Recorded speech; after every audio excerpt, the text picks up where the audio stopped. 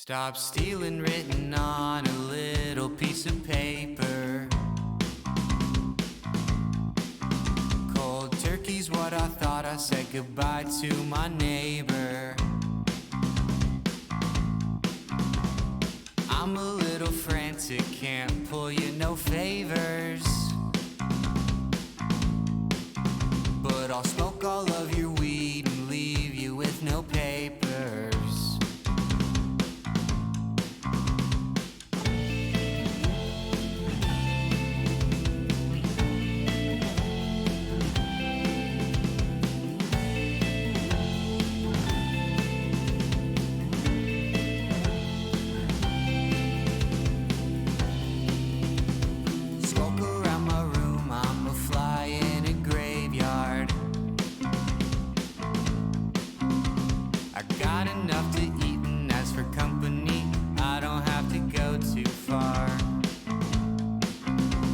My car last week and walked out with a new scar. I got people looking out for me, I guess I set a new bar.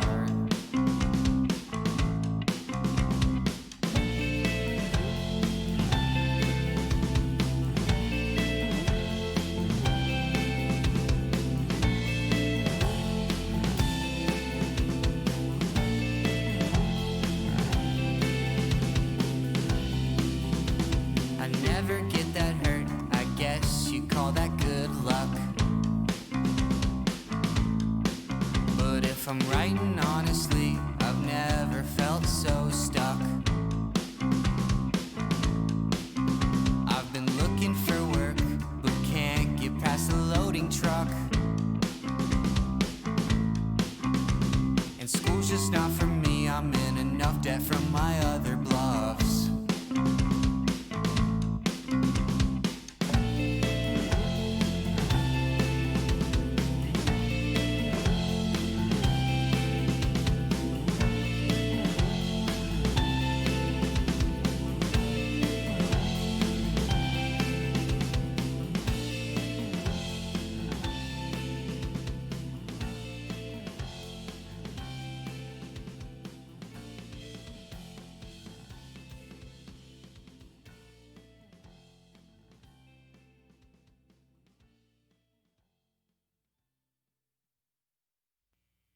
I can remember the taste of your bottom lip.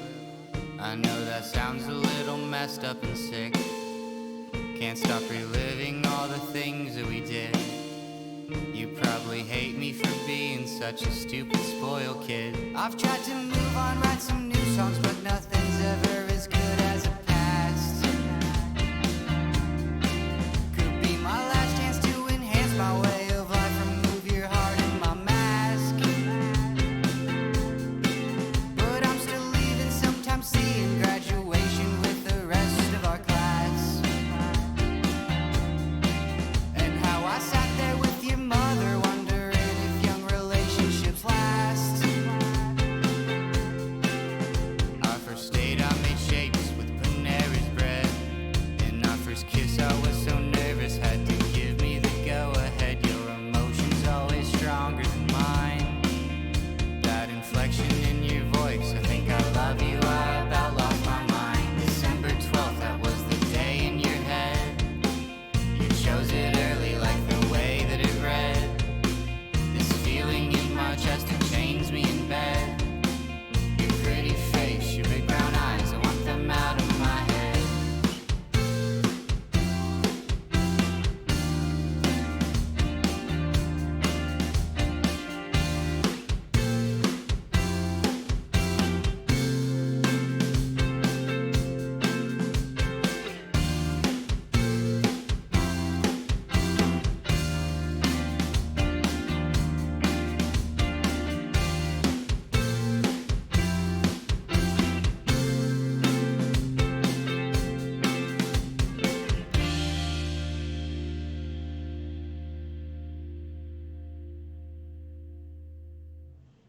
Welcome, everybody. Welcome. It is the SchuBros. We are coming to you live Monday, July 20th, 2020. It is the little girl's birthday, but we're coming to you live. Kyle, how you doing tonight? I'm doing good, man. Tell daughter number 2 happy That's right. birthday for There you me. go. I don't want to say Kid her name three, on air kid just in three, daughter case. two. Yeah, there you go. Yeah, just in case your wife has issues with her being named on air. I don't want to dox her for future references, There's some but crazy people in the world. Yeah. yeah. There are definitely some crazy people out there. So, daughter number 2, happy birthday. Didn't get to talk to you before the show went live, but hopefully you had a good birthday and mommy and daddy actually did something nice for you. No, and daddy probably not, but mommy maybe. Maybe But several $100s worth of birthday gifts. But other than that, yeah, nothing. yeah, okay. McDonald's for dinner, big birthday cake. Yeah, it's going down over in the Schumann household right now. Grandma on the mama side is here, so we're all having a birthday party. Other than that, man, it's been a pretty good day. I do have to say something. I mean, we have been steadily rising in our subscriber count now for about the past 4 or 5 weeks, and we Not just have, like huge jumps, but just but slow, steady growth. steady, but steady. Yeah. Good growth. So we have to reach out to all of our viewers and say thank you because it's because of you that is happening. It's because of you that we're seeing that growth. It is you guys that make this show possible because without somebody watching, it's not a show. It's just two brothers yelling at each other, and we do that regardless. We don't need to be on camera for that. Trust me. Ask our Yeah, grandmother; she'll tell us. we're trying to monetize it. No big deal. Yeah, but we are extremely grateful for the people who have followed us. I think when Kyle and I started with Zero Gravity Media, we were at about 40 subscribers to the channel, and we're sitting at 112 right now. So shout out to all of you guys who have subscribed to the channel, and please do keep informing your friends, your coworkers, whoever else about us. Let them know we exist. Get them to subscribe as well. And if you've been watching us for a while and you haven't clicked the subscribe button, go ahead and click it. Right? It doesn't cost you anything. It's just going to make sure you get to hear my lovely voice and Kyle's ugly face twice a week.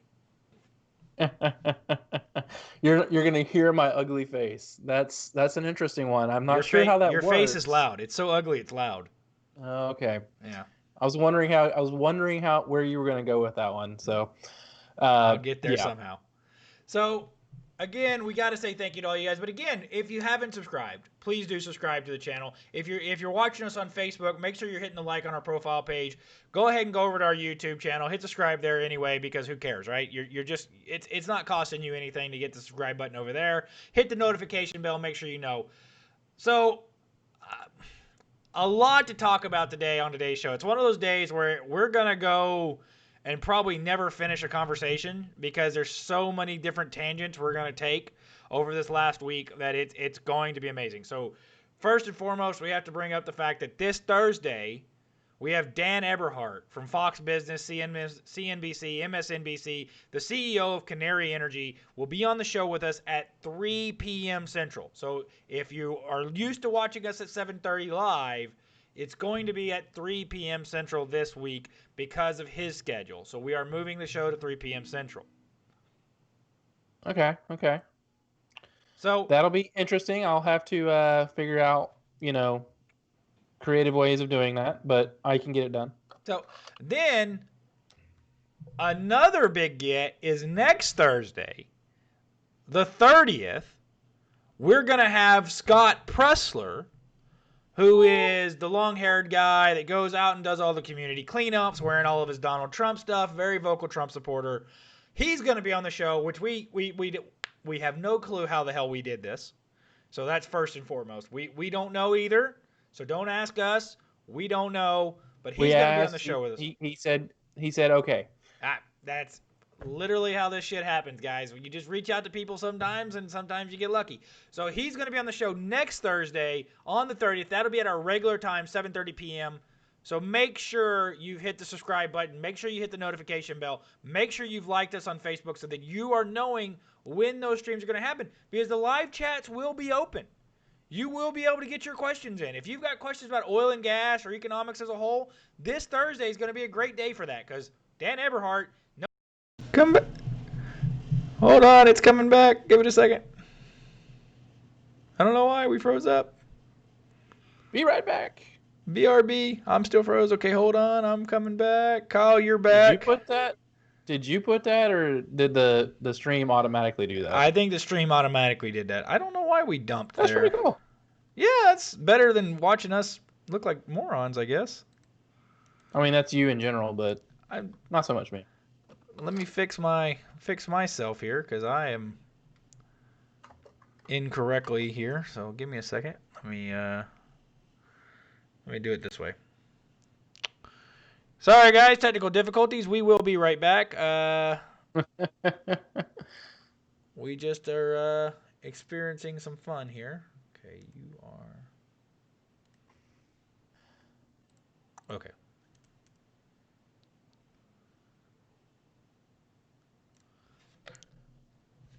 It's going to take me just a second to get this back right. Ross breaks the internet. He Again. did. What? But why? But why? Okay. Let me try this. Yeah.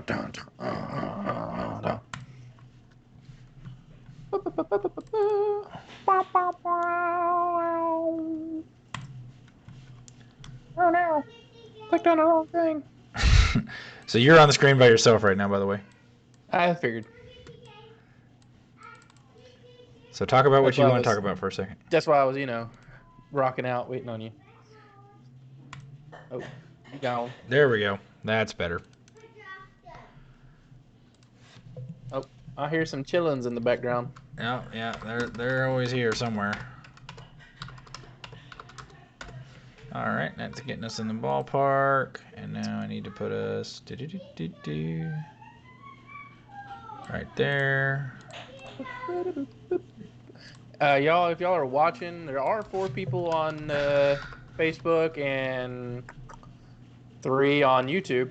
If you're watching, just know we are experiencing a little bit of technical difficulties. Ross's computer. And we're back. Boom. And now it's back. So Yeah, new thanks computers, for same problem. sticking with us. New computer, same old problems. So, guys, thank you again. So, like we were saying, we have Scott Pressler coming on this Thursday, and we have Dan Next Eberhart. Thursday. Next Thursday. We have Dan Eberhart coming on this Thursday. That'll be the 23rd. Yeah, at 3 p.m. So, be on the lookout for that. Make sure you hit the subscribe button. Make sure you hit the notification bell so that you're knowing when that happens. Okay, with that being said, I mean, a lot of news this week, Kyle. A lot of news. Starting with Portland. So yeah, that's an interesting subject. I've seen, depending on what side of the aisle you're on, I've seen a lot of posts this week about, and today in general, about how this is a sign of dictatorship, or thank God we're finally doing something about these terrorists. So it's kind of which side of the aisle do you sit on, or where do you get your news from? Because if you're only listening to CNN, then more than likely all you're seeing is that anonymous masked camouflage guys in minivans are just picking people up off the street for no reason and taking them away for no reason. Whereas if you're listening to and paying attention to independent press and maybe Fox News, I don't know, then you're seeing that Antifa rioters are being singled out for the ones who are actually the bad people, the ones that are actually doing the stuff, the ones that are actually starting the fires, the ones that are actually throwing bricks, the ones that are actually hurting people. Those people are being singled out and then being detained because of those actions. So the Portland mayor and leadership is going, oh my God, we don't want these people here. Get rid of them. Let's just we can handle this ourselves. And then you got Trump over there going, this has been going on for 45 days. I passed an executive order telling you that I was going to protect federal buildings, and now I'm going to live up to my word. So here we are, 45 days into this situation, and Trump is living up to his word. And Antifa has been designated a terrorist organization. So if they are participating in a riot as a member of Antifa, they are going to be designated a terrorist, and there's a good chance that they're going to go see the place that our last guest just helped build. That would be nice. Yeah, but doubtful that'll actually happen. I'm of the same opinion that it's doubtful that they'll do that. But for the ones that are unrepentant, there's a good chance that they'll get sit down there for a few days, then have to be quarantined for 2 weeks because of COVID, and then when they finally recant of their bad behavior, then they'll be allowed to come home after 2 weeks of quarantine. So I mean, we're getting to the point where this crap is getting old, right? It's run its course as far as what we can stand of it. Yeah. We're burning buildings down. We painted some streets. Okay, who gives a shit, right? Okay, we painted some streets. I don't care about painting streets. We can strip the paint off. Fine. But when we start burning buildings down and we start celebrating the fact that buildings are being burned down, it gets to the point where you're saying, you know what, we have to step in here. We have to start doing some things to protect personal property, private property, even public property, even government buildings. Again, those are owned by the people. That doesn't mean they can be burned down. It doesn't mean, the Constitution guarantees us that the purpose of the government is to protect us from other people. That means protect our property, protect things we own. And when we're burning down buildings, when we're burning down businesses, when we're looting stuff, Ben Shapiro the other day in Seattle, they broke into an Amazon Go store, and I was like, well, at least that's the first time they've actually broken into somewhere that might actually contain some bread, right? Yeah. Like if they're just trying to get bread, at least they finally have broken into somewhere that maybe actually contains bread. Because everywhere else they've broken into, jewelry stores and salons and beauty supply stores and TV, electronic stores. They're not doing this because they're hungry. They're doing this because they want free shit and they're taking an opportunity. So for a long time now, we've dealt with what are a majority pissed off white kids who couldn't get into college, don't really have any career prospects, probably still living at home. Or worse yet, got into college, got a degree that is entirely useless, and now can't get a job. Yeah, they don't have any career prospects. They think the world should take care of them because their mommy and daddy tell them they're special and that they should, just be taken care of because of it. And, Kyle, I know you were told 100,000 times as a kid that if you wanted to reason to cry, that your dad, or our grandfather was going to damn well give us a reason to cry. Right? Those weren't the only ones. You had mom, grandma.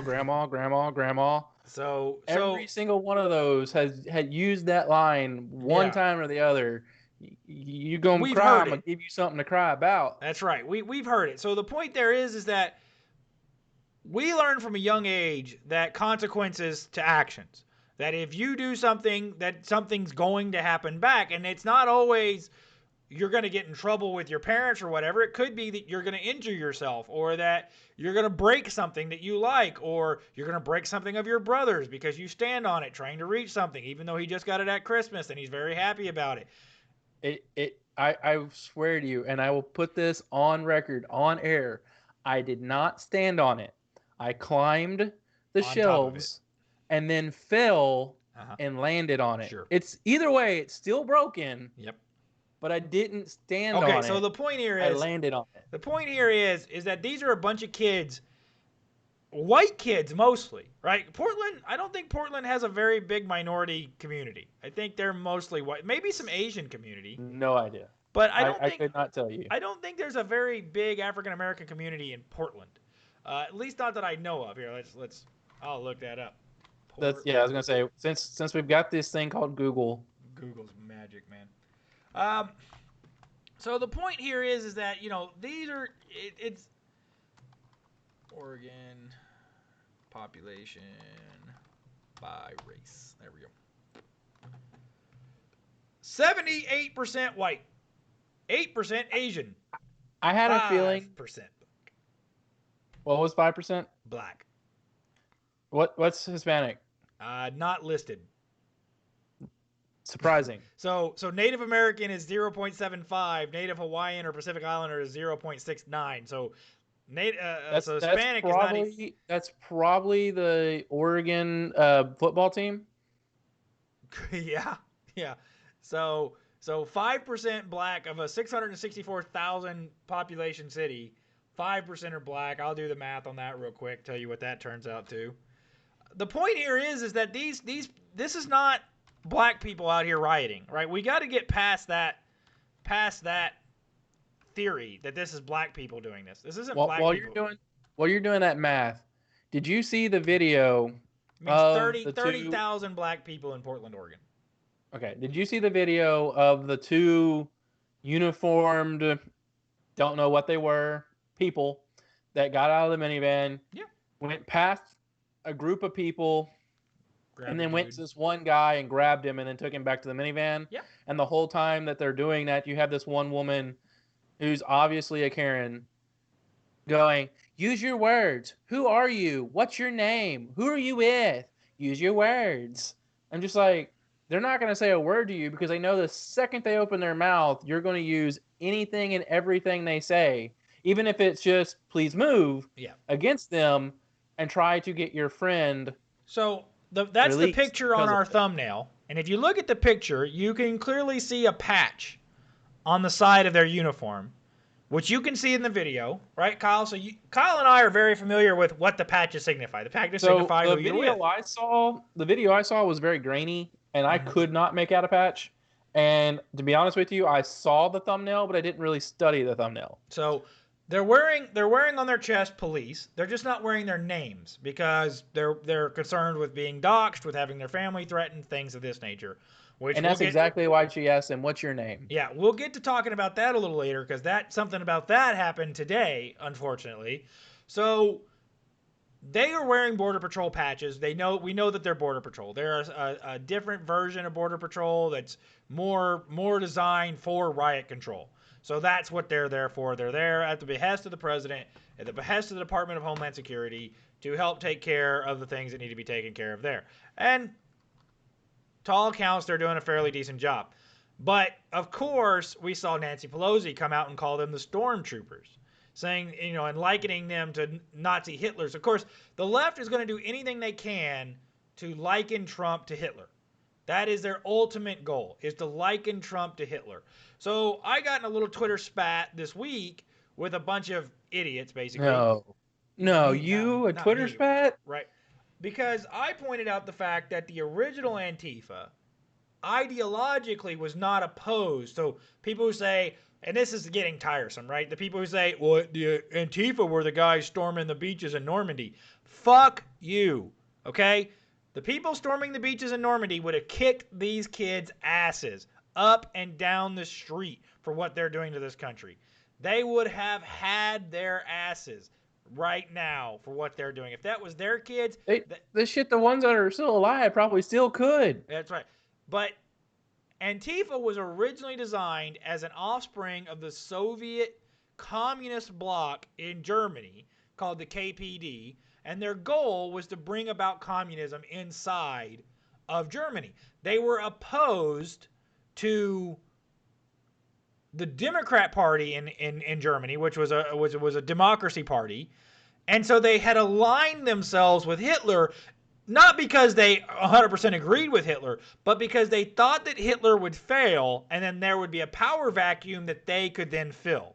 So their goal was to create chaos and turmoil in the country and then fill that with their leaders. So Antifa was an offshoot of the Communist Party, specifically designed to create chaos, to create turmoil. Which is why the day after Hitler got elected, he threw all their asses in jail. Because he saw through the ruse and he saw what was coming. A threat to his political power. But they cooperated with Hitler throughout the elections in trying to go after the Democracy Party and get rid of them because that was a common enemy, right? The enemy of my the enemy of my enemy is my friend kind of thing. So we are at a point where Antifa today is just rehashing the tactics of Antifa then. They may not be, and one guy, well, they're not organizationally the same. Of course not. No. That organization was wiped off of the face of the earth by Hitler, and they're gone. but they're ideologically the same. They're utilizing the same tactics. They're trying to create turmoil. They're trying to create chaos. They don't want to bring about specific change, right? They don't want Joe Biden. Joe Biden is their Hitler. Joe Biden is a method to get turmoil and chaos so that we can get to communism, which is what they really want. And for anybody Stalin. to Stalinism. So for anybody who says, "Oh, we just want socialism." Socialism is a Marxist term used in Marxist economics by Karl Marx as an intermediary to get to communism. It is the go-between to get people used to having government control, because the truth is that socialism can't exist, because socialism is the community ownership of property. But how can the community, which is desegregated, which is deconcentrated, own anything? There's no central power. So the only way to control that, for the people to control it, is through the government. So the logical next step is communism, which is government ownership of the resources. So once the government can own the resources, then they can ensure that certain people are put into power, that certain people stay in power. And going back to Capitalism and Freedom by Milton Friedman, economic power equals political power. If you do not have economic freedom, you do not have political freedom. If I have to discern whether or not I can vote my morality and my values, or whether I need to vote my paycheck, I'm most likely going to vote my paycheck because I need to eat. Yeah. And let's face facts. When it comes to the worker, you're just choosing which person you want to oppress you. Your employer, the person who owns the company, or the government who is now owns the company if you move to communism. Because as the worker, you're still oppressed. You're not going to have life any better. It's just a matter of who is oppressing you. If it's a company, an entity, or a individual who hires you, at least then you have the club of government to go after them. But if it is the government that is oppressing you, now you have no recourse other than to flee or die. Yeah. So, or just be oppressed. The thing here is that, okay, the term oppression in regards to your employer, nobody put a gun to your head and told you to accept the offer your boss gave you. We've talked about this before. If you're 35 years old and the most money you're worth is minimum wage, that is on you, right? Because there's plenty of 24, 25-year-olds without college degrees that have got a skill and are worth a hell of a lot more than minimum wage. If you're only worth minimum wage and you're 35, 40 years old, I'm sorry to say this, you've done something to cause that to happen. Because even just going and working at McDonald's and being there for 10, 15 years, you should at least be an assistant manager or something like that if you put that much time in. So if you're still only making minimum wage at that age, you've done something. Okay? So most McDonald's are very good about rewarding their employees that care. Yeah. Like McDonald's understands biannual raises, yeah, good raises at that. Like I remember when I was in high school, there was a kid that no one really considered bright, but he was a hard worker and he was honest and he tried. And that was, for a lot all of you can people, really that's all ask you for as an employer is that someone do that. Doesn't have to be smart to drop fries, And he actually rose up the ranks at that local McDonald's. And I know by the time I graduated high school, he was an assistant manager and making like $15, $20 an hour at McDonald's and Giddings. And, I had worked at Brookshire's and then Walmart for like a half day and then back to Brookshire's and then started my own business. And I wasn't making that much an hour. Mm-hmm. This kid who no one considered to be intelligent, but was a hard worker, honest, and tried, rose up the ranks and was making good money. You don't have to be Albert Einstein. You don't have to be Elon Musk. You don't have to be Colin Ross Schumendum. As long as you work your ass off and try and are honest, people will reward you. Yeah. Take care of you. there's so much different types of jobs in the world. Like if you want to work fast food jobs, then go work a fast food job. But then don't be upset when somebody working an oil field job is making more money than you, right? They're taking more risk. They're working more hours. They're working different. You know, it's a more technological job. It's in a more profitable industry. All of those things counter into how much money you make. But getting back to the issue of Portland again, these are a bunch of kids. And I mean, I do mean kids, because we don't see adults out here other than mommies came and stood in line for them today to protect them from the pepper spray, which, oh, that was cute. I'd have just sprayed them right a hell along. Because bad parenting begets bad kids, right? You never discipline your kid. You never teach your kid to deal with failure. You never teach your kid how to persevere through conflict.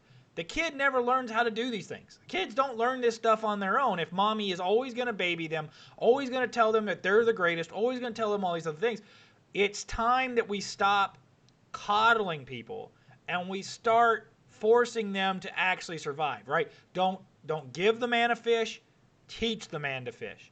And we can go back and talk, you know, when everybody says, well, Jesus was the ultimate socialist. No, he wasn't. For 2 lines, spare the rod, spoil the child, which is a proverb. Number 2, don't teach the man to fish, or don't give the man to fish, teach the man to fish, right? If Jesus was a socialist, he'd have said, no, man, the fish belong to everybody, man. Just give them to anybody who wants them. I mean, he did do that in the feeding of the 5,000, but he did make his disciples go and work their ass off to collect everything. So did he? So again, working a miracle and giving sage advice for life are 2 different things, right? He showed the power of his divinity by creating a miracle, but he also then gave us this spiritual lesson, which is that, you know, okay, the parable of the talents. You remember the parable of the talents? A man has 3 servants, and he gives each one of them a talent, which, you know, they said the Bible says a talent, but think of it as a form of currency. The one man goes out and buries it in the ground. The other man goes out and buys something and resells it and basically has, you know, he spends it. The third man goes out, invests it, and earns profit off of it. The master comes home and he's mad at the guy who buried his money. He's okay with the dude who spent it because at least he got something for it. And he's praising the guy who earned a profit off of it for using his talents to profit himself. In this country, the great thing about this country, that if you want to profit off your own labor, you can. It's risky and you may fail, but you can profit off your own labor if you decide to. And there's opportunity to do so. But again, until the government figures out you're doing it and taxes you into submission. Yeah, and that's another. So, Kyle, I had a Twitter leftist yesterday. Get on me about the minimum wage law. We need to raise the minimum wage, he says. And he starts talking about the Nordic countries. And for once, I said, you know what? My older brother actually had a point here a couple weeks back. I stole it from Luke, so don't give me too much credit. I said, you know, that's funny that you say that because the Nordic countries don't have minimum wage laws. And he starts talking about the median earnings of people in the Nordic countries. I started pointing out their low corporate tax rates, of course. That's my go-to. That if you truly want to, you know, follow their system, it means high personal tax rates, low corporate tax rates. That's not what they want. That's not what they're asking for. They're not asking for that system at all. That's a bait and switch. They're telling you, oh, this system works, but that's not the system they're trying to implement. They're trying to implement a system of extremely high taxes across the board. But they don't have a minimum wage. And the guy goes, well, they have a de facto minimum wage because the union there has negotiated for it. And I said, huh? What? You mean free bargaining? Like open bargaining? And then he posts an article from Google that says, well, the union didn't want a government minimum wage because they felt that would lower their earning potential. What? Yeah. What? It's amazing. It's amazing what happens when someone can hire someone for $2 an hour and train them and then raise them up versus I have to start them at It's $10. amazing system. It induces dead weight loss to the market. And there's ways to measure it, and it's not relevant to what we're talking about. But the point is that more government intervention only creates more dead weight Woo, loss. I thought your internet freaked out again. No, it's currently You going. you froze up a little bit. Okay, so more government intervention creates more dead weight loss, and it's not a linear curve, right? We're be right back on YouTube, so I guess we did lose it for a second. Yeah, for a tenth of a second there. Okay, it'll come back. It did the same thing on Facebook. Okay, so maybe that's Streamlabs that's doing that. Anyway, the point is that less government intervention means that the money flows much more productively from the labor from the producers to the laborers, right? From the companies to the laborers. There's no intermediary taking money out and forcing it to go somewhere else and artificially changing the value of labor. So the Nordic countries have done it very well. And I was like, dude, you just made my point. You literally just proved my point. That I'm not saying we can't have unions, right? I don't particularly like public sector unions, but private sector unions are understandable in some industries, especially in some of the skilled labor industries where they have, unions for welders and unions for this because they need to ensure safety and they need to and then there's a certain equality level that we need to maintain that unions do help with doing some of that stuff. I'm not a union training member. levels and stuff of that nature, because a lot like the welders union actually does a very vital role in the fact that they certify people to be welders. Like anybody can weld, but not anyone can be a certified welder. Yeah, going out on a pipeline and welding on a pipeline that's going to hold 10,000 psi and welding a tractor fender on are not the same thing, right? There's different levels of skill. Making your mom a candy cane out of thick wire and clothes hangers. Yeah, clothes hangers. Versus underwater welding or welding on a pipeline. Yeah, ship vastly welding. Yeah. different things. Vastly different things. Okay. So the point here is that the opportunities do exist. I'm not a big union guy because again, go back to Herbert Hill, labor director of the NAACP. Unions were invented by the North as a means to keep black people from getting jobs in the North. That's the same thing with minimum wage. So if you want to argue for those two things, you're arguing for systemic racism. So there's so much going on. Now, of course, we still have going on the coronavirus. It's still happening, whether we like it or not. Cases are actually on the rise. They've taken a dip here lately of the last couple of days. But we're still in a phase of caution, and that's how I'll use the word. Right? I'm not telling us. I don't abdicate for. I saw today that there's talks of another coronavirus relief bill with another $1,200 set of stimulus going to cost another $2 trillion, and I said no. Just let us go back to work and we can make more money than that. They want to extend the unemployment insurance. No. Let people go back to work. They don't need unemployment insurance. Right? I mean, we've proven, I would say here in Texas, that we've proven, even though we don't like it and we hate it and we protest and we bitch and we moan, that masks have at least done something. Either A, forced people to stay the fuck home because they didn't want to have to wear a mask, or B, prevented the spread to a point that, we didn't even have to social distance anymore. We just had to wear the masks, and now we were okay being out and because of the masks. And I'm not saying that they did or did not. I'm just saying at least the numbers are kind of backing it up. We are starting to fall in the number of cases that are being reported daily. So over the last 2 weeks, of course, we heard President Trump say at the Tulsa rally, we've heard him repeat this line many times. If we were testing less, we would have less cases. If we were testing less, we would have less cases. If we were testing less, we would have less cases. The left has jumped on this to say that President Trump is saying that we should stop testing, which of course he's not. He's pointing out the logical answer, which is that the reason we have more cases now being reported than we did before is that we're testing at much higher levels than we were testing back in March or April. We are producing many more tests per day, meaning that we're going to see, even with our percentage of cases that are positive of those tested is much lower, but it's more overall cases. Again, 2% of a billion is more than 10% of a million. It just is. If I have to explain it to you, I'm sorry. It just is.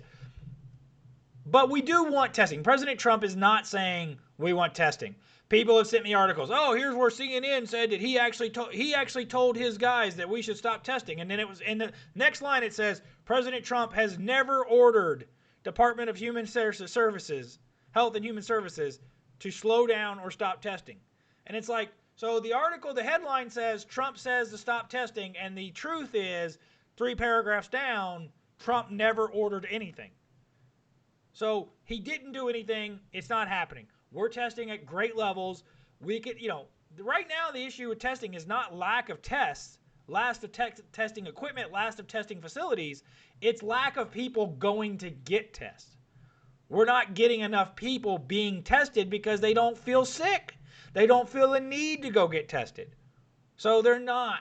And there's people wary of being on a government database that says they were positive for a virus at some point in time in their life.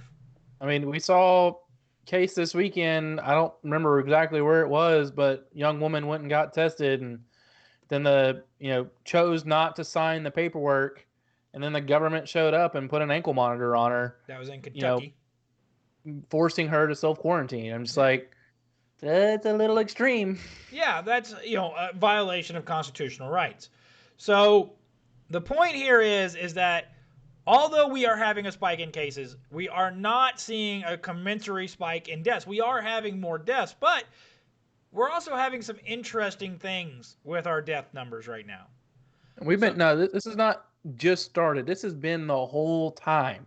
We have proof of it now. Yes. We had speculation and conspiracy before. We have confirmation. So, did you read that story? Did you get into the actual detail how they discovered it? No, I didn't see how they discovered it, but okay. I saw that gentleman dies from a motorcycle accident. Don't steal my thunder here, because this is very interesting. Okay, feel free. So, a reporter in Florida who's working on the fact that over one day, basically every lab in Florida said that they had a 100% positivity rate when they had been at 90 to 95, somewhere in that range.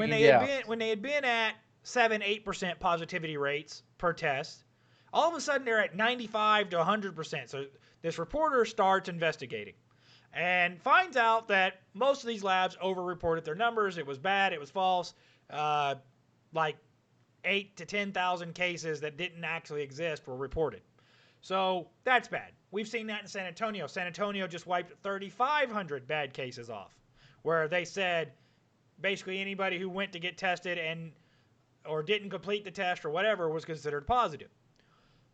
But the interesting part is, as the journalist is digging, he or she, I can't remember if it's a male or female journalist, notices a specific name on the roster of deaths for that day. Well, the person knows that name because they wrote an article about that person the day before, because that person had died in a gnarly car accident or motorcycle accident. So the person decides to ask, why is this person on the COVID list? I know for a fact that this person died in a motorcycle accident. And she asks a medical professional, and he says, well, yeah, he died in a motorcycle accident, but he was also positive for COVID. So it's possible that coronavirus caused him to crash his motorcycle. Like, GTFOH, man. Get the F out of here with that bullshit. No, the coronavirus did not cause him to crash his motorcycle. He obviously felt well enough, was probably asymptomatic, that he didn't concern himself with going on a motorcycle ride. And the crash had nothing to do with him. It was he laid the bike down or something because of other people. So coronavirus absolutely is not the cause of death here. Kyle alluded to it. We have speculated now for a while that they've overreported deaths. I mean, let's just take the fact that some of the first deaths reported here in Brazos County were gentlemen and ladies who were in their 80s and 90s years old and on a hospice. Mm-hmm. I'm like, look, they might have had coronavirus and it may have been a contributing factor, but they were already on hospice. Yeah. They were already circling the drain. I hate to use that term, but they were already circling the drain. Corona maybe just made them fall a little bit quicker, but they were already, for all intents and purposes, dead. Corona didn't kill them. It may have just hastened what was already a very fast process to begin with. And the funny part now is that people in New York are starting to say how bad Texas is doing with its coronavirus response. Mind you, currently the death per capita of 100, death per 100,000 in New York is 164 people per 100,000 has died in New York. It's 14 in Texas. 12 times as many people per 100,000. 12, and New York is a smaller population state than Texas. We have. I was actually going to joke when you said earlier about the Florida misrepresentation of 90 to 98, which was really 9.2 or 9.8. I was wondering if I was going to make the joke of, did they send the New York lab techs down to Florida to start reporting cases? So that Florida would look worse than it is, and New York would look better in comparison. So I posted this, and you responded, Luke responded, because this guy was just making trash arguments, right? He was just making the worst. I legitimately at one point asked him, like, is this ironic? Like, do you actually agree with me? And you're just like, you're trying to make the stupid arguments from the left to make it look, to validate my argument, because that seems like what you're doing, because you're laying them out on a tee, man. Like, I'm just smacking this shit out of the park right now. So we're seeing some extra cases in Texas, but we're seeing that swell come from along the border. And what's being reported, at least, is that these hospitals are taking a lot of people in from Mexico. People who have gotten sick in Mexico, because Mexico is having an outbreak right now, a fairly severe outbreak of coronavirus. They're coming across the border to get access to better health care, because there's better health care in the United States than there is in Mexico. So the fallacy that, if you don't have insurance, you don't have money, a hospital won't take you. It is against the law for a hospital to deny a patient because of lack of funds. Pure and simple. It's against the law. So if you know, or your socialist friend knows of a hospital that's turning people away because they don't have the money to pay, that hospital is breaking the law. There's already a law for that. We don't need to create a new law. It's already the law. So these people come in from Mexico, and I'm not saying they're crossing the border illegally, or I'm not alluding to that whatsoever. They're coming across the border in Laredo, in El Paso. There's Nuevo Laredo. There's Ciudad Juarez. There's all these towns right along the Texas-Mexico border. A lot of those people who live on the Mexico side of the border come into the United States almost daily for work. They have work visas. They're allowed to come into the country. The guy tries to claim, that can't be true. The Mexico border is shut down with the United States. And then sends me an article. And Kyle, you saw what I posted. The guy sends me an article that says, yes, the border is shut down, except for these exemptions. I stated the only reason that you cannot come across the border is that your stated objective of coming across the border is a tourist-related, thing. I can't go to Mexico right now because I just want to go to Monterrey, or I want to go to Acapulco. I can't just go to Mexico right now. The border is shut down for that. But if I had a legitimate business concern or something like that going on in Mexico, I could go to Mexico if I needed to. If I had a work visa, which I do have a Mexican work visa. So I could go to Mexico if necessary. But another exemption is for medical treatment, which I wasn't even aware of. I honestly didn't think you could come across for medical treatment. I thought it was just people who were either U.S. citizens who were living or working in Mexico and or current visa holders. But no. The guy gives me even more ammunition, because yes, if you're coming across for medical treatment, then you are essential travel and you can come across the border, come into the United States, and come to our hospitals to get treatment. Nothing wrong with that. I hope our neighbors in Mexico are doing well, and I hope we can help them out. But we are seeing now that these are being counted as U.S. and Texas cases. The other side of that is he goes, well, there's also, more cases in Dallas and more cases in Amarillo. Well, yes, because as another article alluded, they are now flying people from the border to these cities because they have room in their hospitals to take them. There was a big uproar because San Angelo, where I used to live, got a shipment of coronavirus positive people from the border, and the people of San Angelo were not particularly happy about it. Yeah, what do those people get out and then go and infecting people? And yeah, that's interesting to say the least. I definitely wouldn't be in love with my hospital bringing in people that are that, but I know for a fact Baylor Scott and White here locally is taking patients from Houston. And as far as I can tell, they're doing well about keeping them in the hospital until they're cleared and then letting them go home or in a body bag, whichever it may be. So what's funny is I then post a picture of Texas politically. So he posts a picture of a map of Texas with the red zones being the hot spots for coronavirus. And I then overlay that with a political map of Texas showing the most Democrat versus the most Republican areas of Texas. And of course, what's red on the COVID map is blue on the political map. So for everybody who wants to say it's Republicans who are screwing this up, again, in Texas, our cases are being driven out of Houston right now and along the border. Those are where our cases are coming from. This isn't anything to do with anything specific other than that's the fact. The fact is that's where the cases are coming from. The cases are not coming from, we're having some cases, but we're not having many deaths, right? We're getting much better treating it. We have hospital capacity. We have PPE.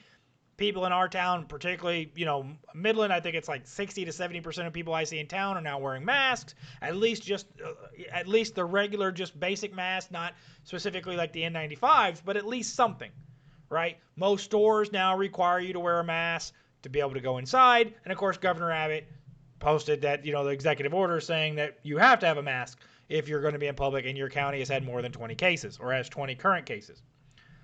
But it's just interesting the arguments these guys are making because this whole conversation started over him trying to say we shouldn't go outside. Matt Walsh had posted that we should go outside. And he said, no, you're wrong. And I said, well, two things. Number one, we know that vitamin D deficiency causes a more severe reaction. It makes you 90% more likely to die of coronavirus than not having the vitamin D deficiency. A study in South Korea found that, and a study in the United States found that. Both of them corroborated the results. And two, the virus does not live very long in UV light, meaning you go out into direct sunlight, the virus does not survive very long. I think it's 34 seconds, 35 seconds it survives under direct sunlight. Also, you're more likely to be in open space, to be away from people. I'm not telling you not to social distance outside. The guy goes, well, you're putting up a straw man. I never said go outside. I said, Matt Walsh's argument was go outside. Your argument was that's wrong. You're saying don't go outside. Even though we know these two facts, not even to mention the fact that we're at a 99.6 or 99.998, whatever it is, survival rate across the board, and that people under the age of 55, it's even better. Not to mention any of those things, just the fact that those two things we know are true, we can prove definitively, and you're saying don't go outside. Vitamin D you get from being in the sun. Yeah. Or drinking orange juice, but you don't get it as efficiently through that means. You definitely get it more effectively through sun absorption. Yeah. Just saw an article from KXAN over in Austin. The Longhorns are set to play football, but only at a 50% capacity in the stadium. Now, my question there Still is... 50 grand. Well, I mean, my question there is, will they notice a difference? No one's really been going the last couple years anyway. Dude, they're back. Are you sure? I mean, because the Twitter poll the other day said that the blue check marks were back, not the Longhorns. So right.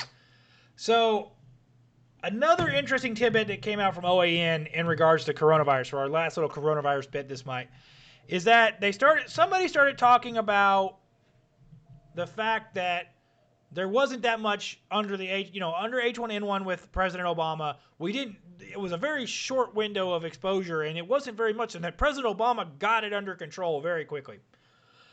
OAN, I don't watch OAN. I don't really watch Fox News. I'll read articles every now and then. Cable cut, so I don't watch. Cable cut, yeah. I follow Jack Pacific, who is, a member of OAN. But they find out the fact that Obama ordered, after 2 months, for H1N1 testing to be stopped completely. which is funny because remember earlier we were talking about that they said Trump was trying to do that, but yet Obama did it in 2014. I mean, why was it okay then? Why did nobody say a word when President Obama said, "Let's stop testing. The numbers look bad for me. I don't want to see the numbers. Let's just stop testing altogether." And it did. They said it overnight. Hospitals stopped the testing. I have a theory here. Would you like to hear it? Let's hear it. 2014 was not an election year. Or the media is more complicit with people they like. There's an alternate theory. You're probably not wrong there either, but let's face the fact, had it been 2012 and an election year, it might have got more run. But the fact that it was 2014 and it wasn't even it was a midterm election, don't get me wrong, but it wasn't Obama's on his way out, lame duck presidency at this point. So that is the election we took the House back. So it was a fairly contentious midterm.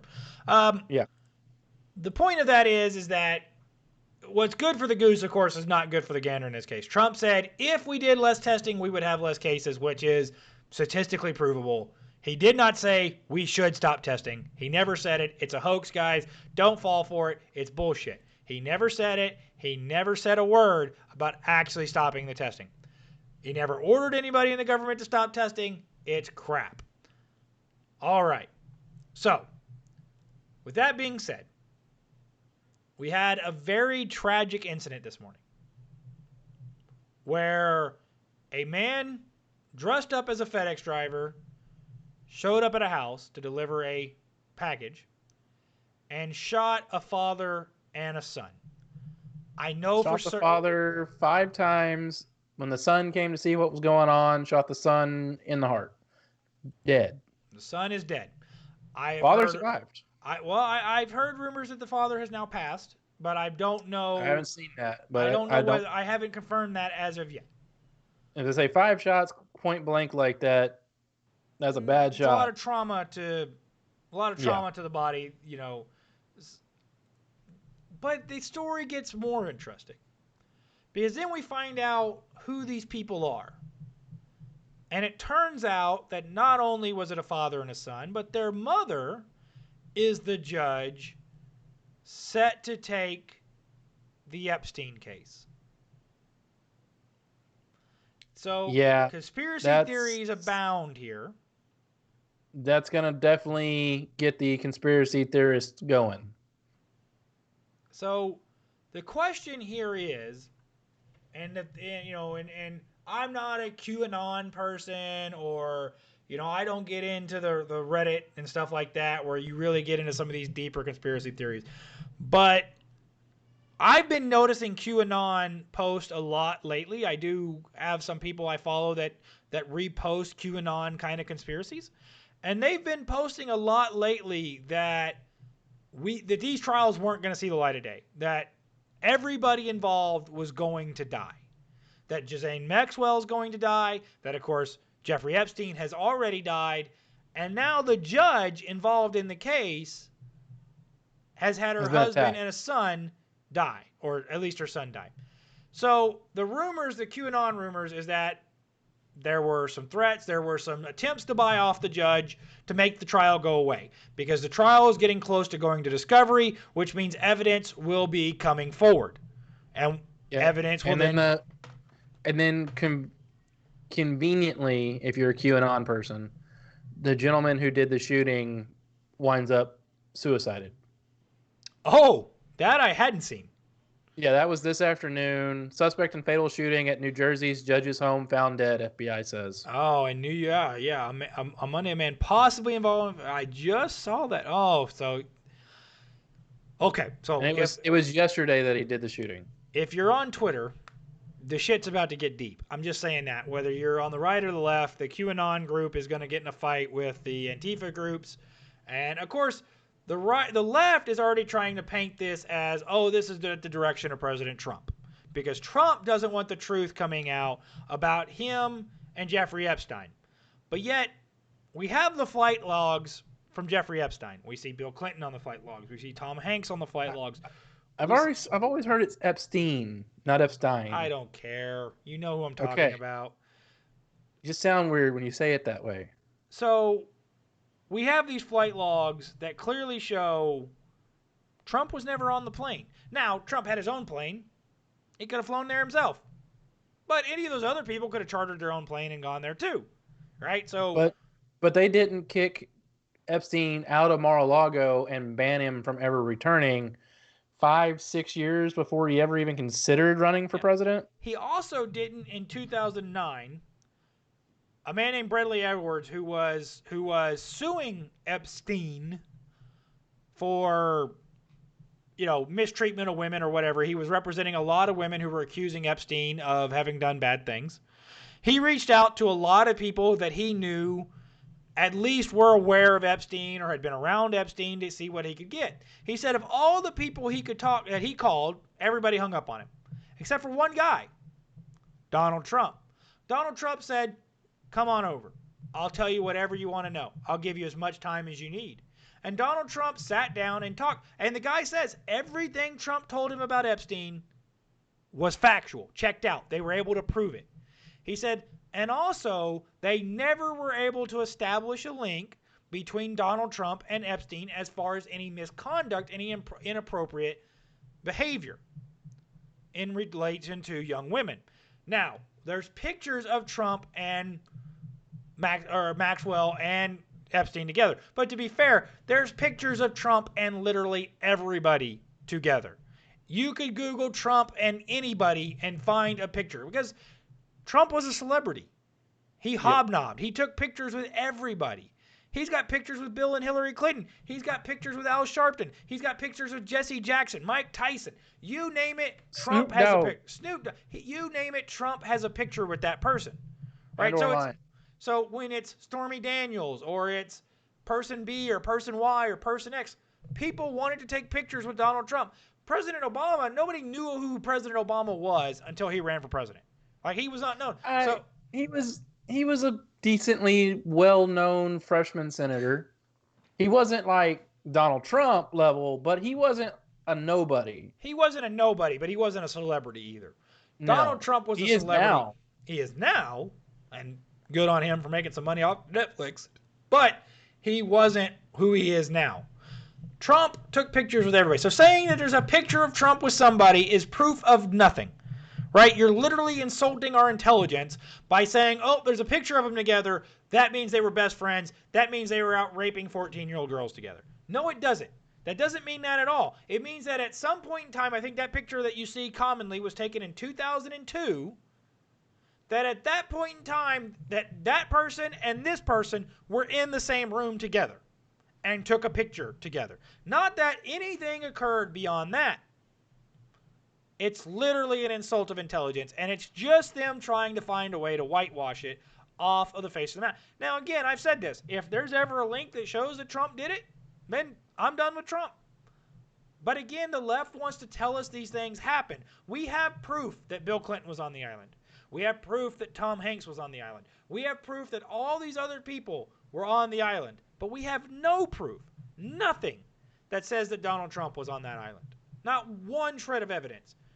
We have a blue dress picture of Bill Clinton and supposedly a file of videotapes of all the people who were on the island who may or may not have been videotaped doing things they shouldn't have been doing to ensure they never ratted Epstein out either. Yeah, I mean, that's the best way to ensure that no one does anything to expose you is have leverage. That's right. I mean, if I had leverage over you for something, or you had leverage over me for something, which let's not try to mince words, that has happened. Probably happened quite a bit growing up. We utilized the shit out of that whenever we could. It was mutually assured destruction. Blackmail. Yeah, there was a couple times on the schoolyard that some dirty secrets got aired out because well, you got fully aired out one day. You got beat the hell out of too. So the answer to that is I passed Kyle in the middle of school. And got more than just my shorts. And got it all, baby. I got it all. He was saluting Johnson. I mean, it was out there. The story is we were rehearsing for a school play. I had to walk behind the stage to go to wherever I was going, and as I walked by, Kyle was on the back level because he was in 8th grade, so he was one of the taller kids. So he was on the back level, and so as I walked by, times that ever happened. it just. I mean, I don't even know why I did it. It just was one of those things that the opportunity was there, and it was too good to pass up. So, I mean, there's a lot. Joy Reid, did you just send this to me? Joy Reid gives, I got to look at this. Joy Reid gives Joe Biden pass on N-word in primetime debut. Because apparently back in like the 85, he said the N-word 15 times. Oof.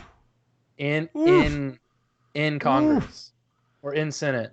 Yeah. Said that he didn't want his kids growing up in a racial jungle when describing segregation. Desegregation. There's also the video I sent you of him calling a black singer Michael Jackson when the black singer was not Michael Jackson. Or Prince. And then when that wasn't right, he went to Prince. So he didn't know what the guy's name was, so he just assumed it was either Michael Jackson or Prince because it was a black singer. And he was more of a big band singer than a pop singer. Kind of an old like Frank Sinatra kind of guy, you know. Yeah. You know, that kind of guy. So not had anything to do with pop. With pop music or what Prince was, whatever you call Prince's music, I guess rock rock. Pop rock, pop rock, pop rock, pop lock it.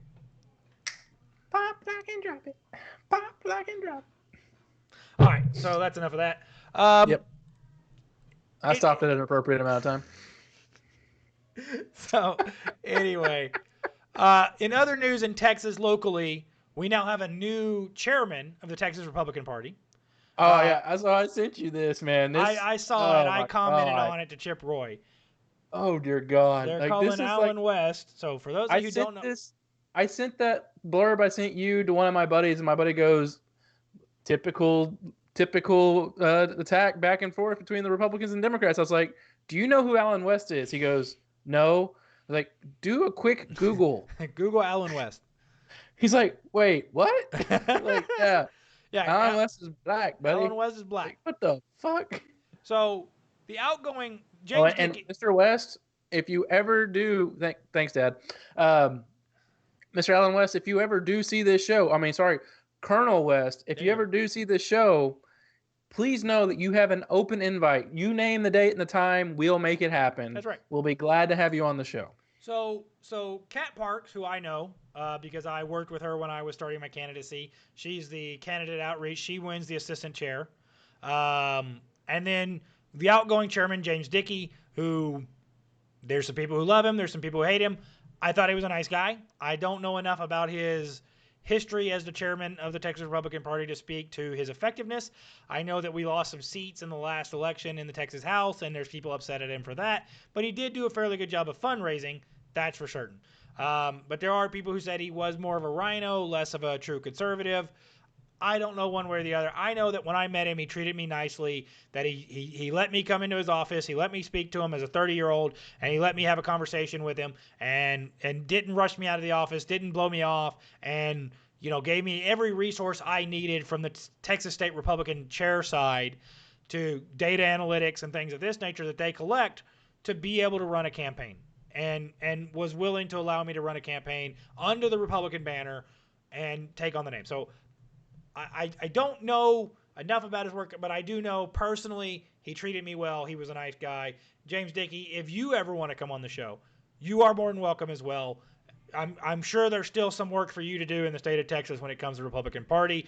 Do not think that losing the chairmanship means that you are no longer valued as a member of the Republican Party of Texas. Again, my thing is that we need all members of the Republican Party, not some members of the Republican Party. We need to reach out to everybody. That means the log cabin Republicans, who I got a like by today. The national branch liked the tweet I put out. I was wow. Nice. That's kind of like, ooh. So the Georgia log cabin followed me back a while ago, right after we did the interview with the Michael Baker. I believe that was the right name. The Texas log cabin Republican president. But And we'll go back and forth on liking stuff between each other, but I don't post enough on Twitter to like get a following, so that's probably why. Yeah. So speaking, my following is steadily rising. I'm now at 750. So it's steadily rising. I've got some new blue check marks. So Mark Loblinier, who's a big bodybuilder, conservative guy, he's now following me on Twitter. A couple different congressmen have now followed me on Twitter. Let's see, just in the last couple days here. Let's looking at the blue check marks. Anyway. While you do that, we will stop singing and dancing whenever hell freezes over. And even though he was a lieutenant colonel, you still address him as colonel. I'm guessing that's a Facebook comment? Yes, from our father. Ah. I don't see that one. And Brad Blauser just asked, is it true that Dickey was endorsed by Texas Democrat Party? That's what I read. So there was a thing that went around that I don't know whether it was actually from the Texas Democratic Party. That's kind of an interesting note. I don't know that for certain, right? Like, I don't know whether that's a true statement or not. What I do know is that what went around basically said that James Dickey has been so inept as the chairman of the Republican Party that they were going to support his nomination for chairman again because they wanted somebody. And what we've heard about Democrats is that they will vehemently attack people that they know are dangerous to them, which is why you saw their response to Colonel Allen West. Yeah, saying, so I'll go ahead and read the first sentence, or the first paragraph, that is. We're disgusted but not surprised that Texas Republicans chose a certified racist conservative. Certified. I love that. Hardliner. What's the certifying agency? Yeah.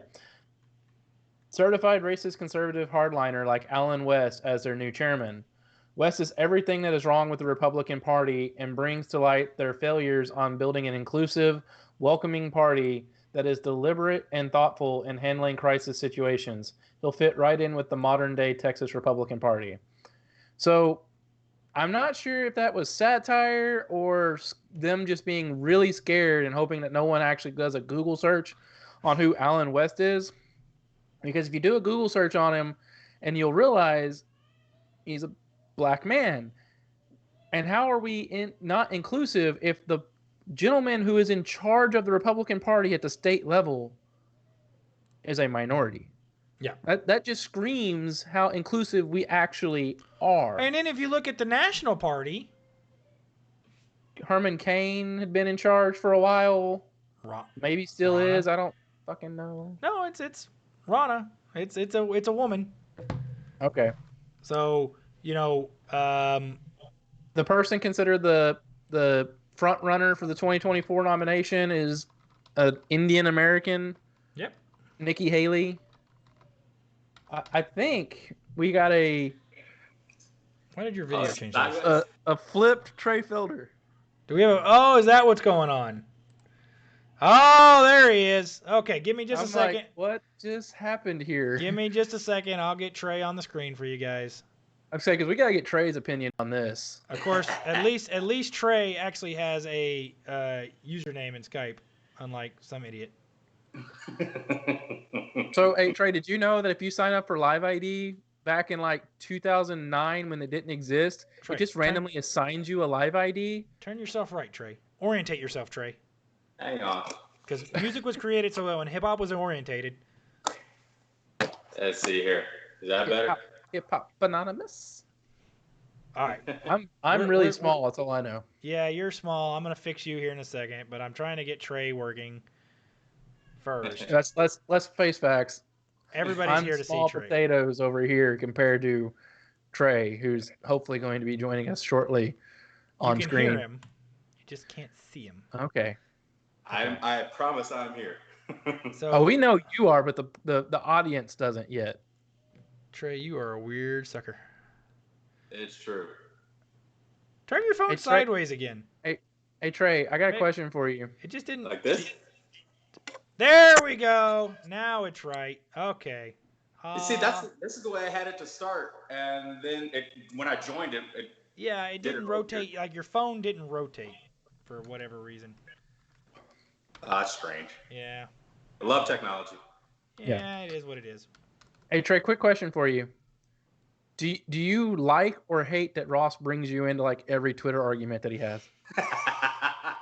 Well, I like it when I can actually he joins when I actually get the notification. That's the problem. Like my notifications have gone through the roof lately, so everybody wants to get my opinion on random shit, and I'm just like, well, I'll answer it if I have a chance. But don't y'all know I'm not Damani? Yeah. Oh, I don't even want to. That kid, he has like 130-some thousand Twitter followers. Every time I look, it jumps up by like an order of 10. It's crazy. Yeah, that dude is popping on Twitter. That's for certain. Not just Twitter, TikTok, Instagram. Yeah, everywhere. He just hit like 100K on Instagram too. I'm just like, when nowadays people ask me, they're like, "Are you related to Damani Felder?" Or is it the other way around? I'm like, yeah, I'm his less popular, less successful older brother. It's awesome though. He's great. All right, I'm gonna call that good enough for right now. Okay, welcome to the show, Mr. Trey Felder. We have brought Trey in to discuss a very important topic, the one that's hanging right behind him. So in 2 weeks, we will have NBA basketball again. Miracle of effing miracles. We will have NBA basketball again. So Trey, no, we gotta talk to him about what we were just talking about before we go to that. Trey, do you know that Allen West is black? I was not aware of that. No, you were not aware of that. Okay, non-informed, huh? Do you know who Allen West? Do you know who Allen West is as of today? What happened today? Technically last night. He's now the Texas GOP chairman. Oh, no, that explains why he was trending. No, I was not aware of that. That's cool. Yeah, so he's replacing James Dickey, who was the chairman. Gotcha. There were some people who weren't as thrilled with him and his performance as you would want for the guy who's the chairman. But he's on his way out, so no need to badger the dead, right? And we'll just say that now Allen West is now the chairman, which is nice because he's obviously recovered from that motorcycle accident he had a little while back. That was the last time I had heard about him, was that he was in a bad wreck. So I'm glad to hear he's doing much better, obviously. Yeah, that's good. But the Texas Democrat Party called him a certified racist. Certified? Where are they handing out the certifications? That's what I want to know. Who's the certifying agency? If being Allen West makes you a certified racist, I want to know where that office is so I can go pick up my certification. Like, I need my certificate. He's got it going on. Right. Hey, we got a question from the crowd real quick, and since it does pertain to San Antonio, we'll go ahead and ask it real quick. Go for it. Thoughts on if the COVID positive numbers are inflated? Oh, well, there was just a story earlier this week where people were finding out on the spreadsheet Department of Health Services for Bexar County, where they had to revise it down by I want to say it was like almost 3,500. It was 3,400 and change. 3,484. And that kind of brought in we've seen this happen in different pockets all over the country. We saw like 30,000 in Florida. We saw 30,000 in New York, and I'm sure these aren't just one-offs. I'm not even with the people who are saying, "Oh, this is an obvious conspiracy theory." I don't think that there's enough guidance as to what should count as a COVID case and what should not, because we're right now it seems like everything's getting thrown into the same basket, and everybody's reacting. Politicians and precincts are reacting to elevated case numbers, and I don't think that it's a relevant data point given the survival rate that we have for it. But if you're going to make raw case numbers the driving data point, then you have to have a much better accounting system. And right now, nobody really knows what to believe. Even people who are more apoplectic about COVID than maybe I am, I don't even think they can trust the numbers coming out at this point. And that just it puts a pall of uncertainty over everything that makes it very difficult to trust anyone going forward. So the other thing that I saw, Ross, I'm gonna cut you off. No. We at least have to introduce our guests to the people that are watching. They know we've already said Trey Felder like 30 from the Wright brothers. Joining us tonight is because you haven't seen him, Trey Felder, everybody. God. All right. So to keep on topic, Go of like what him on we were YouTube.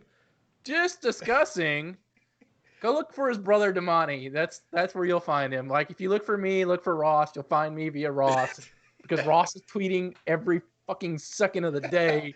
I tweet maybe twice a day, if that. All right. So back to subject. The thing that I saw, and a doctor couldn't give me, like not me personally, but a doctor that I saw could not confirm nor deny, was if someone is, tested positive for COVID, and now they're getting tested on a regular basis to see if they're not positive any longer, so they can go back to work or whatever it may be, is if each one of those tests is considered positive or not. And for the best purpose that they can find is that every time they get tested, it's a positive number. It doesn't matter if it's the same person 50 times. That's going to get reported as 50 cases of COVID, even though it was one person getting tested. Okay, let's make it realistic. Probably 5 to 10 times to see if they're better yet, so they can go back to normal activities, or go to visit with people and not get them sick. Yeah, and that's that. Like I said, that goes back to the very loose standards that we have for accounting for cases. We don't know how many of these cases are recidivist. We don't know how many of these cases are people who are asymptomatic. You could go to the hospital for, say, a broken arm. They test you. You could be asymptomatic. They test you for COVID. They're going to count you as a COVID patient, even though that's not why you're there anyway. So you have a lot of that even just the potential for that going on, it casts a lot of doubt. So you take in the lack of standardized accounting in addition to the high survival rate for the virus, and then you have a lot of people questioning, okay, even if wearing a mask is much more effective than I believe it is, you're not going to get a lot of buy-in when people are looking at numbers that come out and they don't even know what to trust just from a positive case standpoint. So it just makes it very difficult. Yeah, I perfectly agree with you. I think there's enough. We saw the case in Florida with the motorcycle accident being counted as as a COVID death. There's enough other discrepancies here that we don't know. What we saw in San Antonio was they just basically took every test and called it a positive test. If you didn't complete the test, or if you didn't sign the paperwork, or if you didn't send it in on time. So it's basically like going and taking a drug test. If you don't ever show up, they consider it a positive drug test. Like your employer could say, "Oh, well, you didn't show, so it's it's a positive test." It doesn't mean it's an actual positive test. We saw the CDC get in trouble because they're lumping in antibody tests and positive confirmed tests. So antibody test, oh, you had it 4 months ago, versus, oh, you have it today, are vastly different things. And how you should be treated. We saw the couple in Kentucky get put in ankle monitors because they refused to go on quarantine. But we brought you here for a specific reason. You're the black guy, so we're going to have you talk basketball. There we go. So that's one stereotype that I do uphold. That's one stereotype you're very good at, and you're very vocal about your basketball allegiance. We see the flag behind you. So the players are in Orlando, and let's just say there's already some shenanigans, right? I haven't heard anything from the Spurs, but I've heard some other shenanigans. But I'm not quite sure how this works. So the Spurs are there, but they're not currently in a position to make the playoffs. So there's a certain way they can make the playoffs this year, whatever we're going to have for the playoffs this year. But it's not really clear to me how that is. So I wanted you to tell me, because I know you're very informed on this, because you, of course, are a huge San Antonio Spurs fan. You live in San Antonio. What's going on? What is the Spurs' path here? Is there a realistic possibility they will achieve that path? There is a possibility. I don't know how realistic it is. Full disclosure, the Spurs are not going to Orlando with their full roster. Some of you might know Tim Duncan, assistant coach of the Spurs. Still weird calling him an assistant coach, but that's what he is, with a perfect 100% 1.000 winning percentage as Spurs head coach. He's the greatest head coach of all time for the Spurs, but he's not actually making it to Orlando because he is actually staying here in San Antonio, supervising LaMarcus Aldridge's recovery from surgery that he had. So Aldridge is not there. Duncan is not there. And we just got news a couple of days ago that Trey Lyles, backup power forward, is he is going to be out as well, even though he traveled with him to Orlando. So it's a little bit of a ramshackle roster, if you will. They brought in Tyler Zeller. There's no word on how he's meshing with the team or not. But yeah, for all intents and purposes, the Spurs have to go undefeated, or at least I think there's an outside chance they could go 7-1 over these 8 games to play into what they're setting up for the playoffs. And I mean, before I even go further with that, we all know that no matter who wins this tournament, this championship, it's going to come with a huge asterisk. And that's not really that's not to denigrate or take anything away from the eventual winner. But what's going to end up happening is people are going to look at it and be like, well, we had this long hiatus thanks to COVID. You're playing without fans, or there's no home court advantage to speak of. It's going to be very different. So, for better or for worse, it's just going to be a very different tournament. And that's why there's some people who are a little bit concerned, or not concerned, just interested in, will the Spurs keep their playoff streak going? As some of you know, it sits at a tied for an NBA record 22 straight seasons of making the playoffs. If they were to make the playoffs again this year, that would set a record. So there was a lot of smoke about keeping that streak going, but the way the season was going, it wasn't looking like it was going to happen. Kind of got a second chance to make do here, but thanks to the way that the seeding is set up, it's not very likely that they'll play their way in. Although like you said, you never say never. As soon as you put the ball up there, it's going to depend.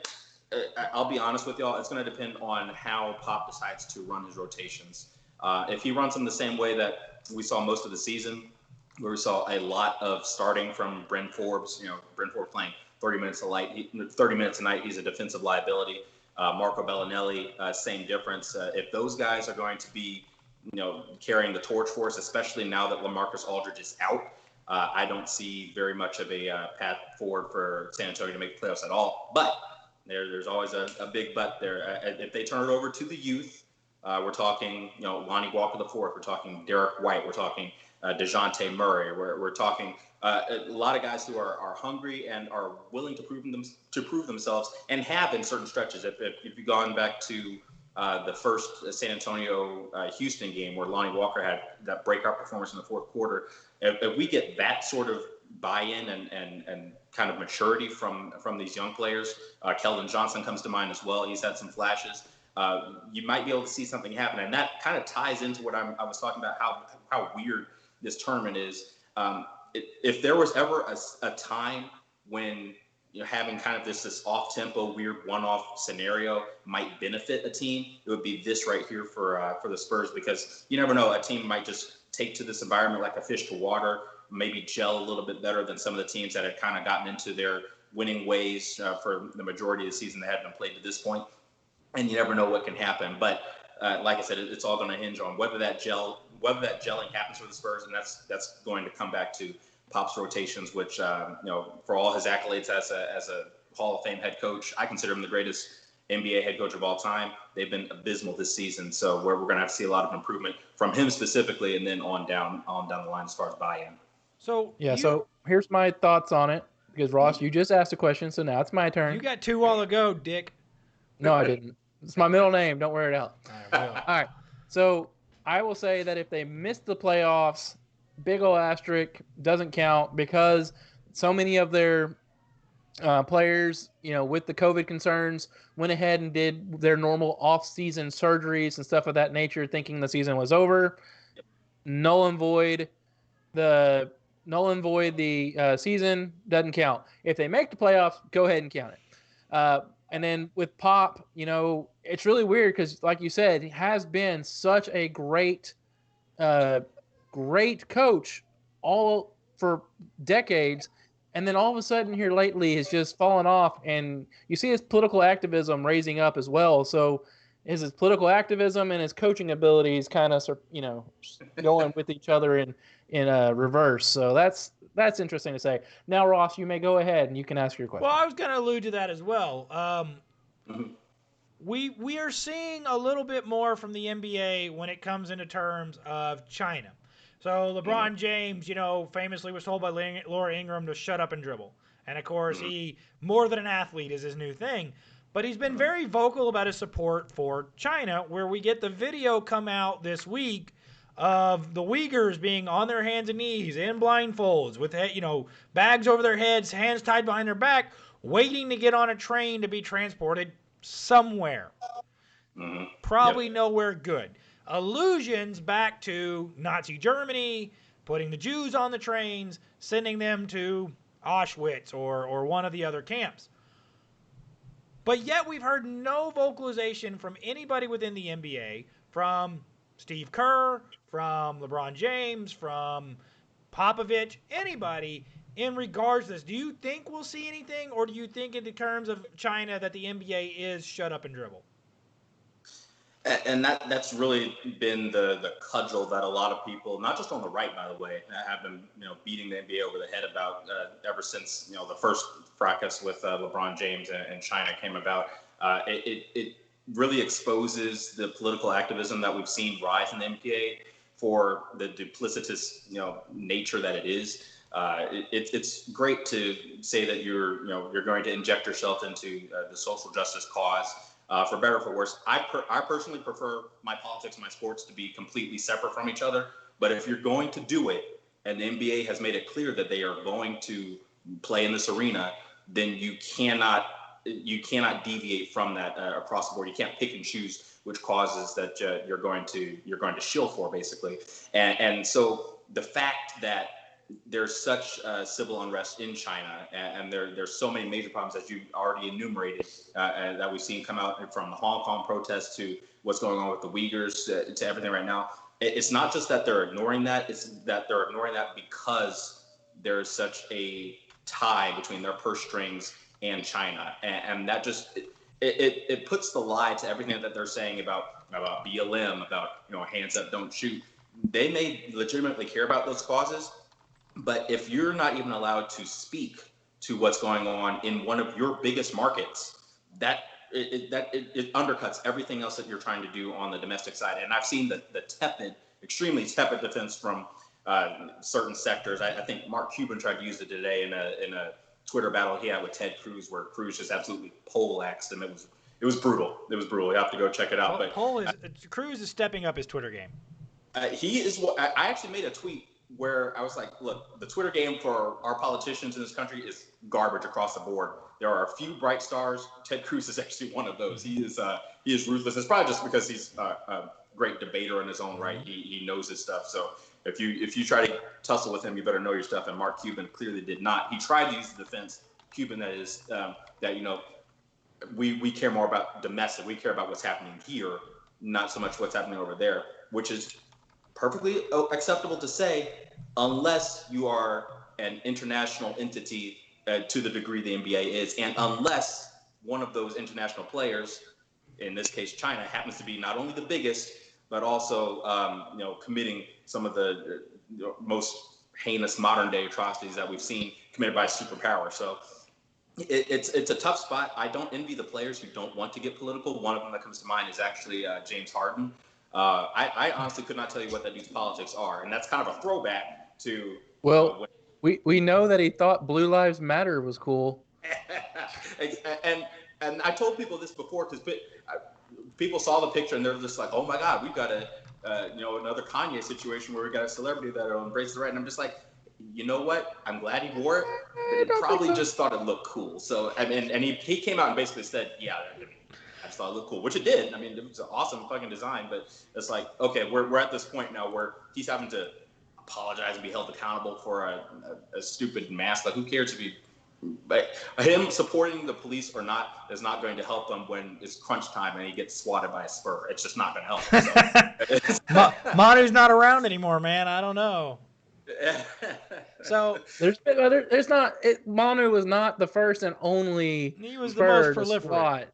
I'm pretty sure our favorite character of Zombie Office Politics has posted many examples of Harden getting swatted by Spurs. Do you get the Zombie Office Politics reference there?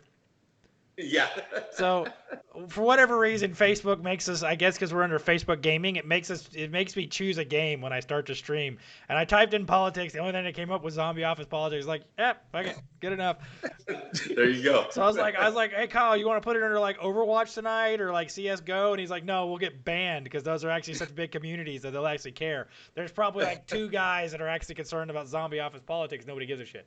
So if you are the guy that cares about zombie office politics, send us a message. I've never seen the game. I don't know. Maybe I'll like it. I don't know. Shit. I have no idea what it is, but Trey is now my new favorite character in it.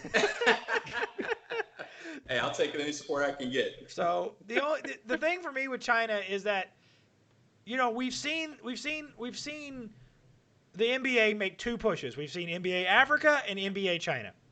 They've made a big push in the African communities, you know, where they've played games there. They have Team World versus Team USA every year in Africa. You know, they're pouring money. That's a great thing. I have no issues with that initiative. But then to turn around and be supportive of China, which is right now, you know, the left says we're colonialists and we're taking over resources and raping the land. And yet China is doing that very same thing in Africa right now with the Belt and Road system.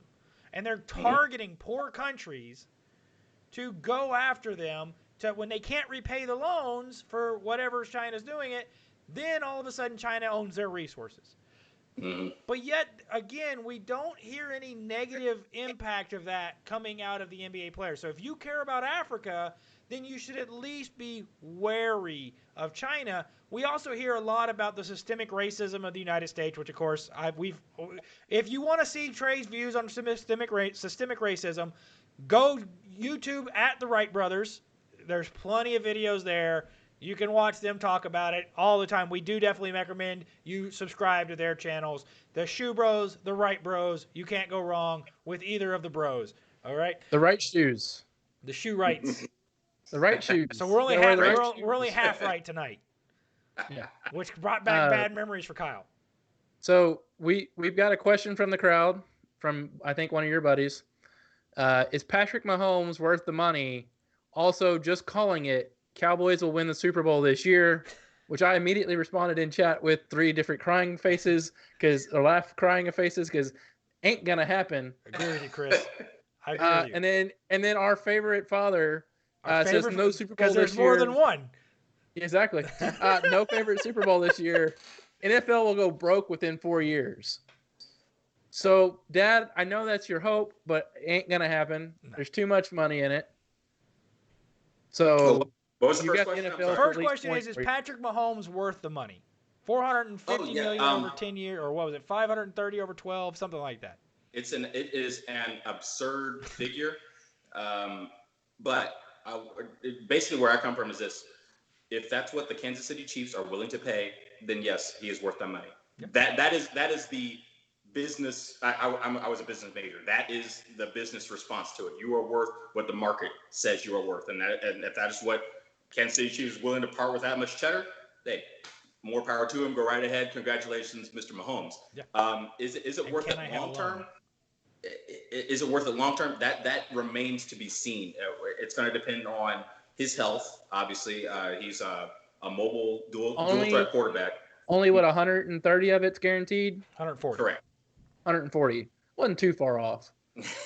Well, what I'm saying is, studies have been done that shows that throwing a large contract at a contract or at a franchise centerpiece does not necessarily translate into more winning. Best case scenario, he's going to win, maybe 2, we say 3, and he just, runs the league for the next few years, 2, 3 more Super Bowls. And then at that point, you're going to run into some issues with just age and decline, salary cap, all that jazz. So they're putting all their eggs in that one basket. I don't think that it's a wise investment for them long term, but it's one that they had to make in order to get the short term success. I think it's something that's going to bite them in the rear, maybe 4 or 5 years down the line, and that's best case scenario. I was going to say around 7, 8. That also one thing they did, and okay, they're paying a high value today, But what can be argued is that we don't know where that'll be in conjunction with quarterbacks in the future. By the time this deal is over in 12 years, that might be not that high of a salary. And then also the salary cap is going to continue to rise. It might plateau this year because of, financial issues, but we've seen that paying a quarterback what used to be, a top quarterback made $25 million. Then it was $28 million. Then it was $30. Now Russell Wilson's at $35. Now, of course, Mahomes is at $45. So you're overpaying at the beginning of the contract to maybe overpay at the end. That if it was a 4-year deal, I would agree with you that it was a bad deal because that's a lot of money over a short period of time. You can't spread the cap out.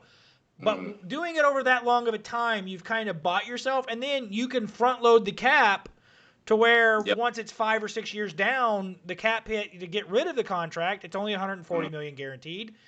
They can get out of the contract without really having to pay but half of it, probably.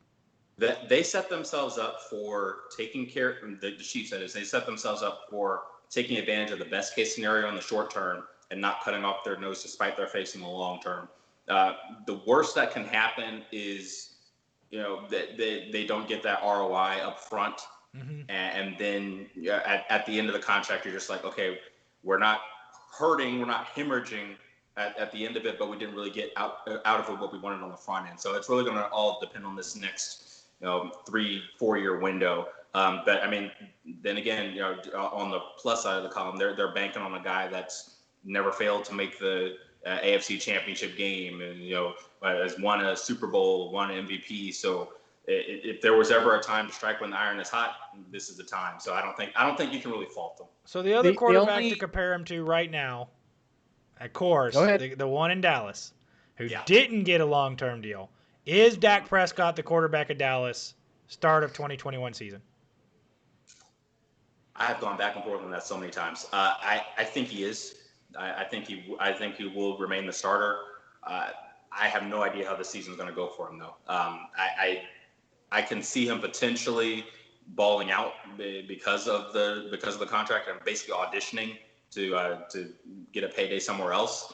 But I can also just as easily see, I mean, this is Cowboys football we're talking about. I can also just as easily see, the bottom falling out and, he either he gets hurt or underperforms.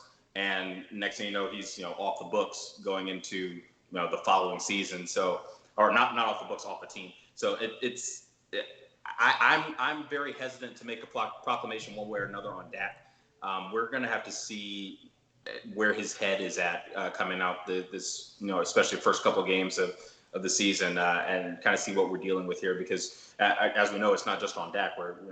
We paid Zeke like a sultan. If we're able to lean on him a lot more, Cooper too, 20 million a season to see Cooper. If those key playmakers are able to take some of that pressure off of Dak, and he's not asked to be a Patrick Mahomes, he's not asked to blow the lid off every single game. That could have a synergistic effect. We could be seeing a Tony Romo, DeMarco Murray type situation, but that's not a bet I'm willing to make right now. I'd have to see what the team dynamic is. So that's going to be interesting to watch. All right, guys. Well, we are going to have to get ready to wrap it up. We are already 10 minutes past the window we were going to do. But, guys, it was a lively chat tonight. We want to appreciate everybody on Facebook, YouTube for joining us tonight, for being it. And go make sure you hit the subscribe button. Go on over to the Wright Brothers channel. Click subscribe on their channel, too. You don't have to watch their videos. Just subscribe to the channel. Just subscribe. Just subscribe. It helps their only monetization. Only watch the videos with Trey in them, though. Yeah, don't. So it's like a tenth of them. Just watch the ads so that they get their revenue, and then you can click out of the video, all right? Other than that, guys, we want to thank you so much for joining us tonight here on the SchuBros. It's been a great night. Remember, coming up this Thursday, 3 p.m. Central, we have Dan Eberhardt from Fox Business, from CNBC, MSNBC. He is an oil and gas executive, CEO of Canary Energy. He'll be here to talk with economics. He's going to talk Joe Biden's economic plan. He's going to talk oil and gas futures. That's going to be a great Joe Biden has an economic plan that's not going to bankrupt us? It's not very good, and that's why we're I was going about to to say. So we're going to talk to you next Thursday, already on the books. Kyle and I are flying lately. We've got a month worth of interviews scheduled right now, booked solid, and we're not having to beg Trey to come on. So, Miracle. and then mute him because we forget how to run a fucking show. So, there's a lost episode you guys will never see of us and Trey having a great conversation that is in the ether somewhere. It would have won an award. It would have. It was great. It was fantastic. It was the best show we've ever done. But it was fantabulous. It was the best. The best of all best. My hands are so big. Anyway, let me drink water.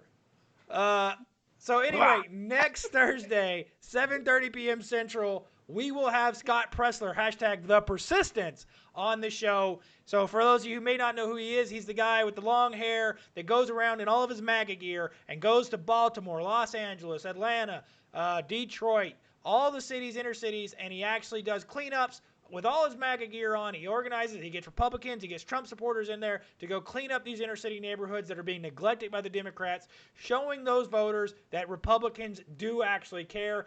That is the mantra we want here in the Republican Party of Texas. That is the mantra we want for the Republican Party as whole, so we can win it. We want people like Trey. We want people like Damani. We just don't want those people that don't like Damani eating dinner. So, exactly. With that being said, guys, God bless you all and good night. Thanks and gig 'em. Gig 'em and God bless. All right, guys. Have a great night. Bye. Later, y'all. Thanks so much. I just keep calling on the help of my peers, but their success makes me distressed. Things will be better when I disappear, bouncing from city to state. Nothing feels great, I'm a committed disgrace. If I could get up, hold my chin up, confidence is just a bluff for the weak. Might take a peek in my self-pity to realize it's selfishness for the meek. Just take these pills, it makes it better, but withdrawals will make you seize up and tweak. You gotta buy it